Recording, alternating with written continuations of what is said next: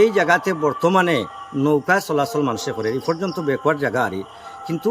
আমরা এমএলএ আসেন প্রতিনিধি হল আসেন পঞ্চায়েত জেলা পরিষদ অনেক নেতাও হল আসেন কিন্তু এত পিছপড়া জায়গা এখনো পর্যন্ত কোনো নেতা হলর কোনো এমএলএ হলর কোনো মন্ত্রী মিনিস্টারর এখনো পর্যন্ত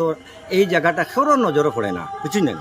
এখনকার যুগে চিন্তা করেন নৌকা যুগের কথা নেই কিন্তু আগর মানুষে কইতা যে বাদ মাসের নৌকা খালো পড়ে কিন্তু এখনও তারা নৌকায়া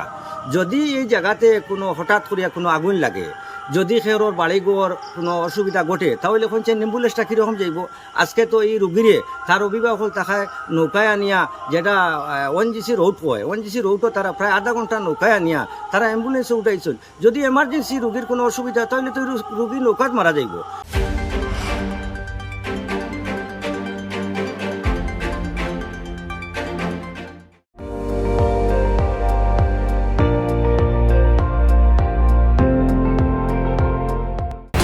আপুনি চাই আছে ND24 সৰ্বশ্ৰেষ্ঠ নহয় সৰ্বোত্তমৰ দৌৰত।